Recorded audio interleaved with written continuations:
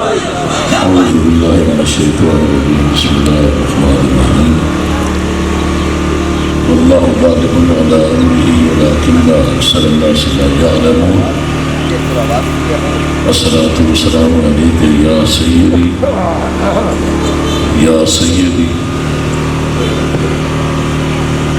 يا سيدي يا رسول الله وعلى آلك وأصحابك یا حبیب اللہ۔ میں تمامی حضرات کی خدمت میں اپنا سلام پیش کرتا ہوں اور بزرگ بیٹھے ہیں اور بھائی کرام تشریف رکھتے ہیں، امیر مجاہدین کے برادر اکبر آپ میرے ساتھ تشریف رکھتے ہیں۔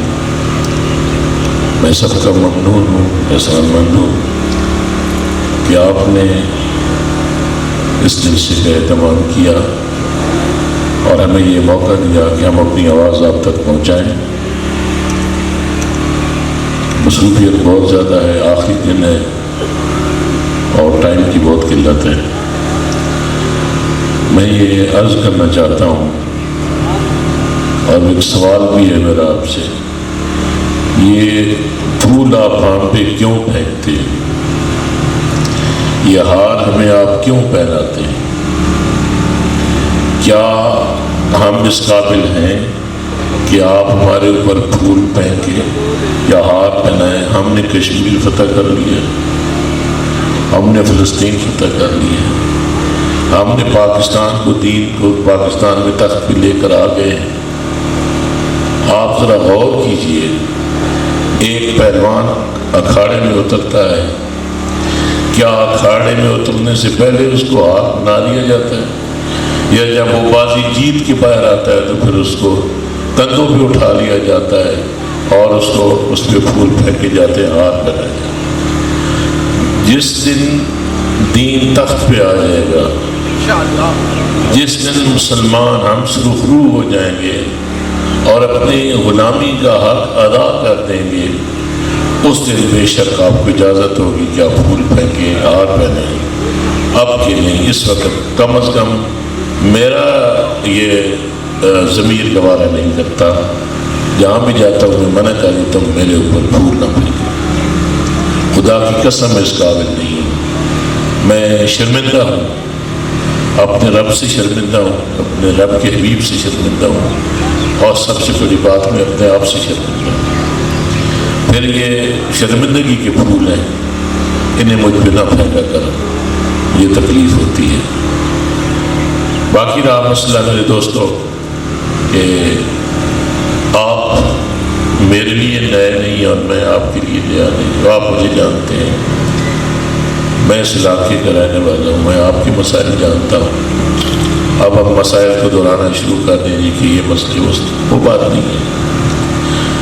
بات یہ ہے کہ کیا آپ کو یہ معلوم ہے کہ تحریک لبیک پاکستان میدان میں کیوں ہے؟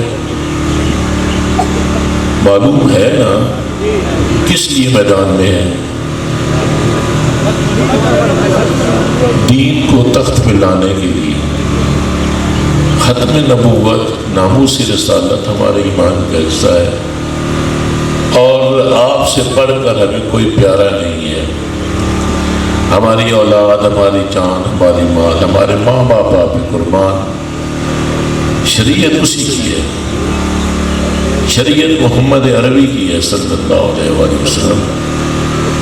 یہ شریعت میرے رب نے بنا کر بھیجی ہے، یہ قانون میرے رب نے بنایا ہے اور امت کے لیے بنایا ہے، اور جس ہستی کا ہم عشق کا دعویٰ کرتے ہیں، ناموس کی بات کرتے ہیں، وہ لے کر آئے اور انہوں نے وہ نظام رائج کر کے دکھایا اور یہ بتایا کہ ساری طاقت جو ہے وہ اسلام میں ہے، افراد میں نہیں، اسلام میں طاقت ہے، اور اس طاقت کی وجہ سے مسلمانوں نے دنیا میں حکومت کی۔ جس دن شریعت کو چھوڑ دیا مسلمان کمزور ہو گئے۔ اس حد تک کمزور ہو گئے کہ انہیں اغیار نے نوچ نوچ کے کھایا اور ہم پہ مسلط ہو گئے.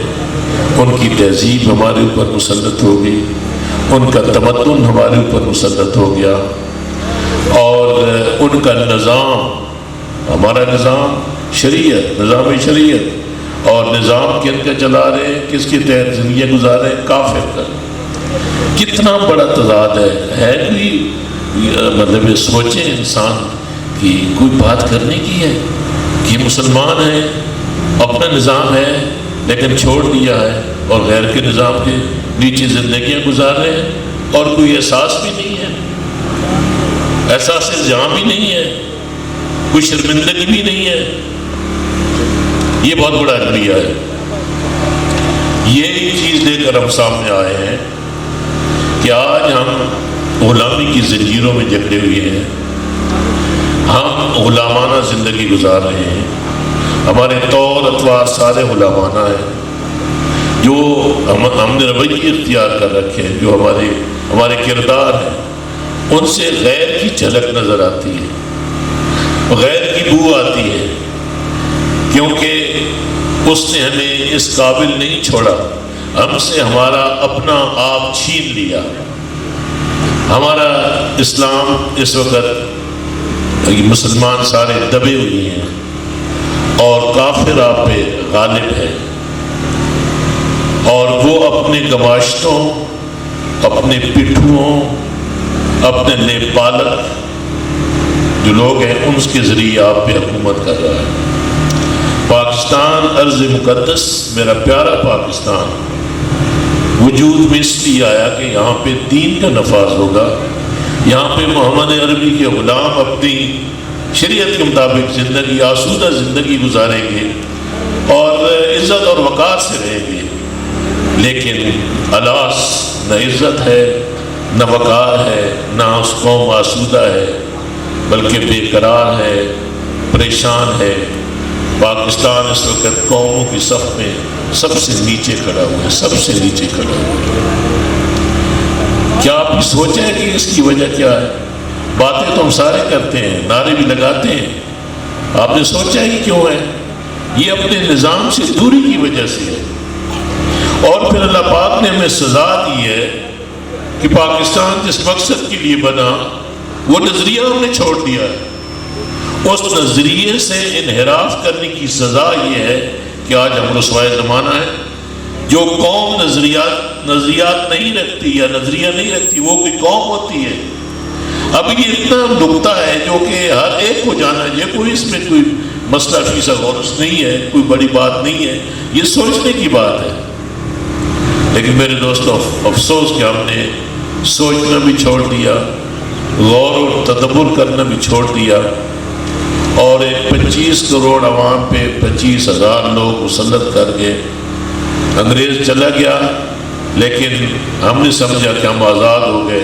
ہم آزاد نہیں ہوئی ہے.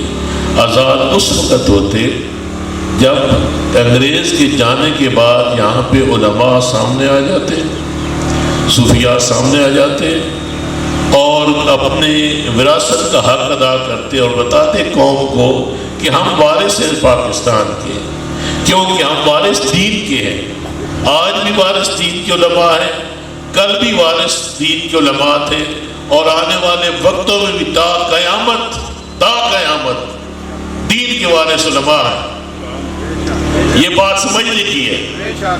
جب مصلی رسول کے وارث علماء ہیں، جب ملت کے، امت کے سربراہ اور ہدایت کے چشمے یہ علماء کرام ہیں، دین انہی سے ہم سیکھتے ہیں، دین یہی ہمیں سکھاتے ہیں، دین کی تشریح یہی کرتے ہیں، تو ان کو حق ادا کرنا چاہیے. ہمارے امام بھی یہی ہیں، کیونکہ مسلمانوں کے لیے پاکستان جو بنا وہ دین کے لیے بنا اور دین ان سے ہے. تو ہمارے حکمران کون ٹھہرے؟ ہمارے حقیقی وارث اور حکمران وہ علماء ہیں. اگر اس وقت پاکستان کو سنبھال دیا جاتا اور غیر کا نظام مسلط نہ ہوتا تو آج ہم رسوائے زمانہ نہ ہوتے. اس کی جگہ انگریز نے وہ چال چلی کہ خود چلا گیا، لیکن اپنے طور اتوار، اپنے طریقے، اپنے رویے، اپنی سوچ، اپنی فکر وہ منتقل کر کے گیا.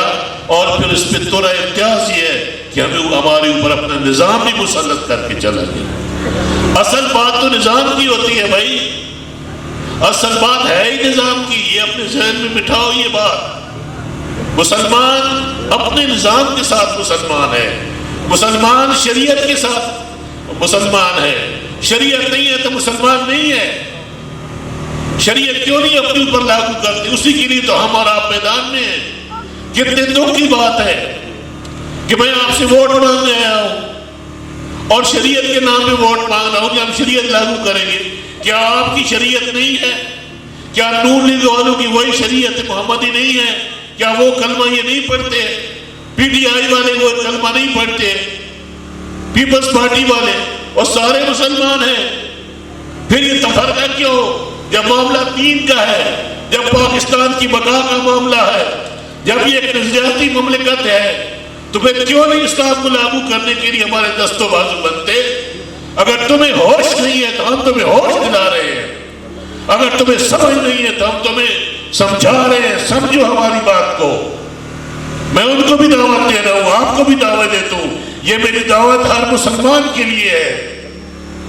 مجھے شرم آتی ہے آپ کو یہ کہتی ہے کہ مجھے ووٹ دو رسول اللہ کے نام پہ. اور بات بڑھتے ہیں، ایسے بڑھتے ہیں کہ یہ رسول اللہ کے نام پہ ووٹ لے کر یہ سیاست کر رہے ہیں. اور یہ سیاست نہیں، خباثت ہے تمہاری. ہماری سیاست دین کے تابع ہے. ہم دین کے نیچے رہ کر سیاست کرتے ہیں.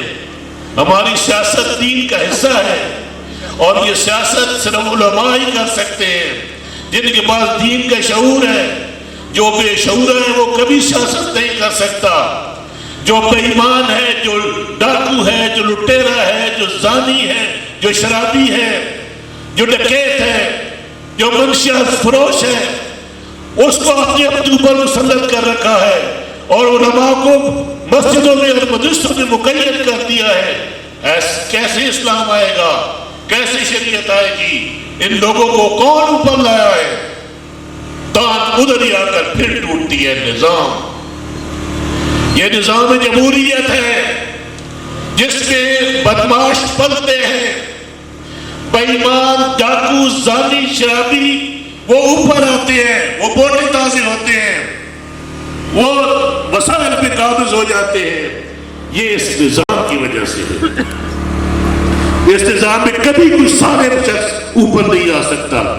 میں الیکشن لڑ رہا ہوں، مجھے پتہ ہے مجھے کتنی مشکلات کا سامنا ہے کہ یہاں صرف الیکشن کون لڑ سکتا ہے؟ وڈیرا، سردار، نواب، جاگیردار جس نے دھن دولت اکٹھی ہوئی ہے اور اپنا رنگ رنگیہ مناتا ہے. جب پاور میں آتا ہے تو پھر اس کے اور مزے ہو جاتے ہیں. اور غریب آدمی تو سوچ بھی نہیں سکتا، اسمبلی میں جانے کی سوچ بھی نہیں سکتا. میں یہ فکر آپ کو دینے آیا ہوں، یہ سوچ آپ کو دینے آیا ہوں. ہم غریب ہیں اور ہمیں فخر ہے اپنی غربت پہ کہ اس کے باوجود ہم نے ایمان نہیں بیچا، اپنے رسول اللہ سے غداری نہیں کی، دین سے غداری نہیں کی. ہم مر جائیں گے، مٹ جائیں گے، لیکن رسول اللہ کا در نہیں چھوڑیں گے. آپ مجھے جانتے ہو تلنگانہ والوں، بولسارا والوں، میرا سر کو ٹوٹ جاتا ہے یار، مہربانی کریں. آپ کو معلوم ہونا چاہیے مجھے کروڑوں کی آفر ہوئی پچھلے الیکشن میں. لوگ مجھ تک پہنچاتے ہیں ڈائریکٹ جو ہے مجھے، میں سیدھی بات کرتا ہوں، مجھے 5 کروڑ کی آفر ہوئی، لیکن بعض لوگوں کو انہوں نے کہا 20 کروڑ تک بھی دینے کو تیار ہیں، یہ بیٹھ سے آئی الیکشن نہ لڑے، تیری کو چھوڑ دے. میں نے کہا میں تھکتا بھی نہیں ہوں ان پیسوں پہ، یا اس کی میں سوچ بھی نہیں سکتا. یہ تو میرے دوستوں ہم نے تو جیلیں کاٹی ہیں بھائی، ہم نے تو گولیاں کھائی ہیں اس دین کی خاطر. اور پوری قوم جب دیکھ رہی تھی، وہ کوفہ والوں کا کردار ادا کر رہی تھی. ہم سڑکوں پہ لت پت پڑے تھے، ہماری لاشیں پڑی تھی. اور ہمیں گھسیٹ گھسیٹ کر جو لوگ ٹھوسا جا رہا تھا. اس وقت قوم کہاں تھی؟ اس وقت کیوں نہیں موہن والے سامنے آئے؟ وہی درد لے کر، انہی شہیدوں کا خون لے کر آج ہم آپ کے درمیان میں ہیں. میرے دوستو، ہمیں نظام بدلنا ہے. بات بڑی لمبی ہو جائے گی، میرا ٹائم بہت تھوڑا ہے، کہ آپ کے اوپر جو مسلط ہے، کیونکہ نظام کے خالق یہودی اور نصارہ ہے. جمہوریت ان کے مزاج کے مطابق ہے، ہمارے مزاج کے مطابق نہیں ہے. ہمارا مزاج جو ہے وہ شریعت والا ہے، کیونکہ ہم کلمہ گو ہیں، ہم مسلمان ہیں. انہوں نے اپنے مزاج کے مطابق یہ نظام وضع کیا. ہمارا نظام ہمارے رب نے ہمارے لیے وضع کیا. کتنا فرق ہے! ادھر کافر غیر مسلم اپنا نظام بنائے، ادھر میرا رب اپنا نظام بھیجے، اور ہم اپنے رب کا نظام چھوڑ کے ہم کسی غیر کافر کا نظام چلا رہے ہیں. پھر مسلمانی کہاں ہے تمہاری؟ اپنے قریبا میں جھانکو، کہاں ہے وہ مسلم؟ کہاں ہے وہ ایمان والا مسلمان؟ آج کیوں نہیں نظر آتا؟ آج غیر کے طریقوں میں الجھ کے رہ گیا ہے. سوچ بھی نہ والی، طور طریقے بھی انہی کے، تعلیم بھی انہی کی، سیاست بھی انہی کی، حکومت بھی انہی کی، اسمبلی بھی انہی کی. تیرے پاس ہے کیا؟ یہ میں سوال کرتا ہوں، تیرے پاس کیا ہے؟ کچھ بھی نہیں ہے تیرے پاس. اگر کچھ ہے تو یہی ہے کہ آپ ایمان بچاؤ اپنا.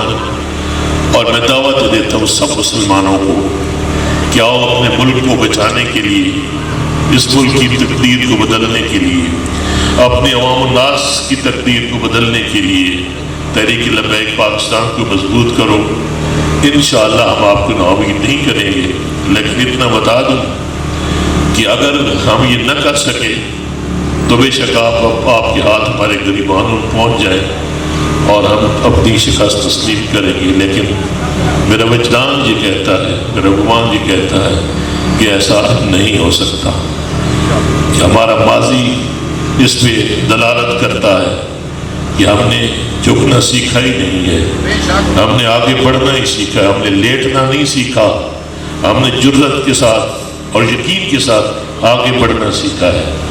اس لیے میری آپ سے گزارش ہے کہ خدا را مجھے ووٹ میں آپ سے نہ مانگوں.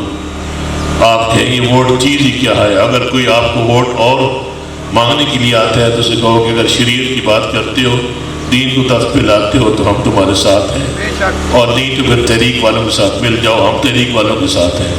کوئی سردار آئے، کوئی نواز، مجھے دکھ ہوتا ہے کہ 40 گاڑیاں آتی ہیں، پراڈو اور بڑی بڑی اونچی نیچے ویگو اور پتہ کیا کیا آتے ہیں، اور آ کر جناب وہ جو ہی سردار صاحب آتے ہیں، ہمارے غریب عوام، غریب لوگ، وہ جی سردار صاحب آ گئے، جی سردار صاحب آ گئے، ادھر بیٹھو جی سردار جی، ادھر بیٹھو جی بس آپ آ گئے، اب ووٹ کسی اور کو کیوں دیں؟ اب آپ جو آ گئے، سردار صاحب چل کر میرے گھر آ گئے ہیں بھائی، سردار صاحب گھر چل کے آ گئے، اب میں ووٹ کیسے انہیں دوں؟ یہ ہمارے رویے ہیں. آپ گھروں میں ہزار روپے دیتے ہیں، کتنی ووٹیں جی؟ ہمارے 10 ووٹیں، ٹھیک ہے جی، یہ 10,000 روپے ہیں. یہاں سودے ہوتے ہیں، آپ کے ایمان کے سودے ہوتے ہیں. ہم تو کوئی ایسا کام نہیں کر رہے. میں تو میرے ساتھ میرے شاہ صاحب ادھر بیٹھے ہیں، ہم 2 ہوتے ہیں گاڑی میں، تیسرا بندہ بھی کوئی نہیں ہوتا ہمارے ساتھ. ہم پروگراموں میں جاتے ہیں، کوئی دوسری گاڑی بھی میرے پاس نہیں. کیا ضرورت ہے؟ میں غریب کی آواز ہوں، میں نواب وڈیرا نہیں ہوں، اور سب سے بڑی بات میں غیرت نہیں ہوں. اللہ پاک نے مجھے غیرت دی ہے. میں پڑھتا ہوں اپنے ملک کے حالات پہ اور اپنے عوام کے حالات پہ. مجھے سمجھنے کی کوشش کرو، ہم کچھ کر کے دکھانا چاہتے ہیں آپ کو. اللہ پاک آپ سب کا حامی ناصر و دل چاہتا ہے کہ بہت کچھ اور آپ کو بتاؤں، لیکن وقت اور پھر آگے بہت سارے لوگ اس جگہ انتظار کر رہے ہیں، میں نے جانا ہے. انہی الفاظ کے ساتھ میں آپ سے اجازت چاہتا ہوں. اللہ پاک آپ کا حامی ناصر ہو. وما علینا الا البلاغ.